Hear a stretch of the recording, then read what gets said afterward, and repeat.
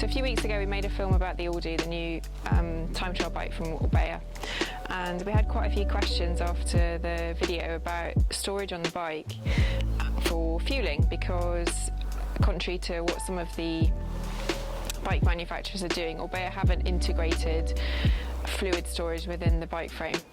And there's a reason for that. They made that choice for lots of different reasons, and I think it adds to the bike handling not having that there, but obviously some people prefer that option. So we're just going to talk through how we might set up this bike for a race, be it long distance or half distance racing, and what are the options in terms of some of the gizzits you can put on there. Mark is a bit of a guru on modifying things to fit bikes and making solutions that work for us and for him. It's something that is good to get used to, just sticking holes in bits of kit you've bought to make them fit the setup that you want. So I'm going to start with fluids. Obviously Orbea, we talked about this on the last video, they have gone with this, what they say is a 500ml bottle. I've actually filled it with up to 600ml, so it's a little bit bigger than 500, but we'll work off that being 500ml, which sits in the down tube there. You've then got two options for putting more fluids on your bike. One is behind the seat with just a normal bottle, and the other is up front on the head stem. People will prefer different options for this. You can get cages with two bottle cages behind the seat, which again is another option for you to have two sets of fluid there and to not have anything up front. Personally, I like to have this kind of set up at the front with an aero bottle, which you then fill from a normal water bottle. So I would pick up a normal water bottle at an aid station and either have it at the back to fill up when I need to, or just fill it straight and have a spare one at the back there. And you can just flip the top up there and square it in. Fairly easy. Mark prefers to have a normal bottle at the front, and some people prefer that as well. That way you don't have to bother with filling up the cage bottle. But you basically would mount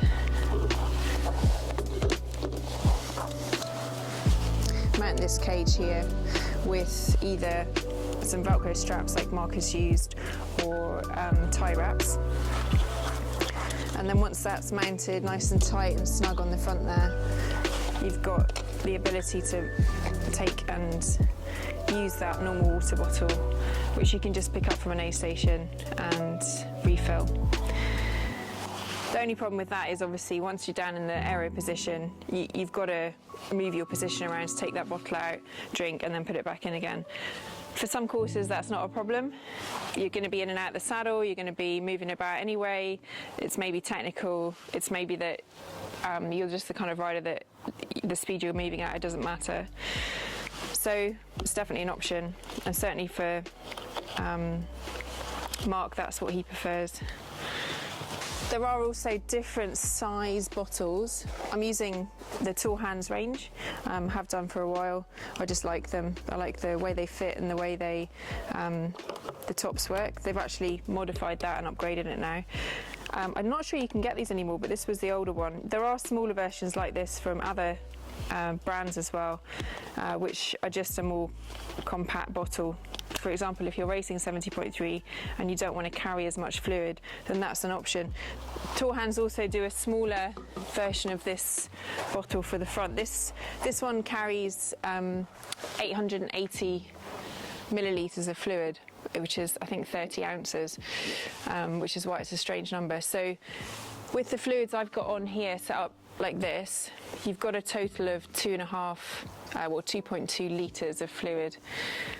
It's more than I would actually want to carry on races where you've got regular aid stations, because it's heavy, especially if it's a technical course. You might not want to carry that much fluid, but that is more than enough for 4 to 5 hours riding if you're working on 400 to 500 millilitres an hour, which is roughly what people should be drinking. Obviously every athlete's different. Some people will be able to have more, some people will have less, and it depends if you're in a hot environment or a cold environment. but it certainly gives you options, and for a 70.3 that's more than enough to get you around the bike course in terms of fluids. Just last one with bottle cages behind the saddle. This is one that I use. It's just a firmer cage, but what we discovered when we were putting it on this bike is that because you've got 3 positions for the saddle mount, this particular cage with this saddle doesn't work, because once it's at the front, there's not enough room to get the cage on there. So we've used a different one which does fit, and depending on where you would have that saddle, this system would work. But it's just to say, basically, there's always a solution. There's going to be something on the market that's going to fit, you know, for whatever saddle position you want.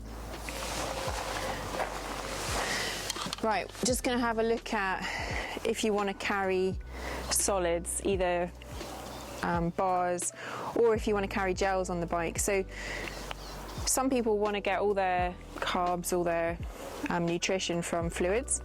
We've talked about the fluids on the bike, and I think there's ample room on the bike for a 70.3 distance.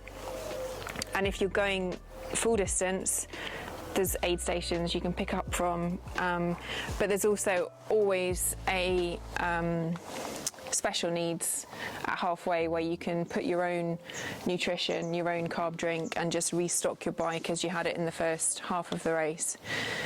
If you prefer to drink water, which I do, I prefer to mostly have water on the bike and then get my nutrition from either gels or bars, then we need to look at how you can store those on the bike. So, bento boxes. In the past, well, all bento boxes at the moment are designed to be used this way around on a bike.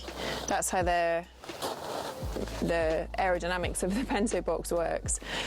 And typically, at the front, you would have wires in the past, wires coming up, and these have all been designed to go around the wires on your bike.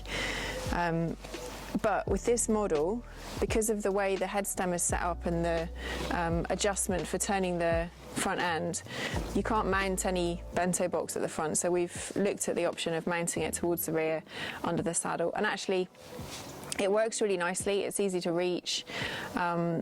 It's also in an area where the aerodynamics are already disrupted. So, Tall Hands again is the one that I've always used in the past. Mark has just modified this basically and put a Velcro strap slit on the bottom and some holes at the back where you can put a tie wrap to attach it around the saddle. And you can see on this different bento box, they've already got Velcro strap holes there. Typically on bikes, they used to have screw mounts in the frame, so you could mount the bento box with screws, which just makes it a bit more solid on the bike. But to keep this nice and clean, Orbea have gone away from that, and I understand that, and it just means you've got to use Velcro, which really I don't think is a major problem. In terms of what you can fit in these, they all vary, but what we've discovered with trying these two, which are sort of standard models, is you can fit about 4 of these mountain fuel gels in there. The mountain fuel gels are around the size most gels would be. This is an isotonic gel, so they're probably a little bit bigger than if you were using the really concentrated gels. Those are 20 grams of carbs. Like I said, you can fit 4 in there. And the same for the mountain fuel one. There's also other places you can put gels on the bike. Mark likes to stash them under the saddle. You can have, sort of emergency gels under there, and just practice getting those off so you know how to do that. There's also the option on here to just pop them between the handlebars. Again, you can just have them taped down or however you want to do it. Personally, I like to just grab them in transition and have them down the front of my tri-suit. That works pretty well for me. And then at special needs, again, you can just put them down there and it's easy to get to. The other option we talked about is putting an isotonic gel like this, which is quite fluid. You can just put in a water bottle, and this is an ideal one to do that with. You could probably fit 8 gels in there, which will give you enough carbs for plenty of time on the bike. The other thing Mountain Fuel have, which I've used on races before, is a flapjack, and I think it's called the energy bar. If you cut those in half, and the full bar is about 45 grams, so half is 20 grams. Again, you can fit, if you cut them down in half, you can fit a couple of gels, a couple of half bars in the back there. So it's about 80 grams of carbs in a bento box. Easily enough for a half Ironman. Easy enough for a 70.3. And again, you can just refuel at the aid stations or special needs. One of the other things with having integrated water systems is just the difficulty cleaning them, and oftentimes people get sore stomachs on races because they've not cleaned their water systems out since the last time they used their race kit. So that's another problem with having integrated water systems. I hope you found this film about how to store your race nutrition on the new Ordu useful, and if you have and you've liked the film, please like and share, and also go back and watch the original film about the new bike.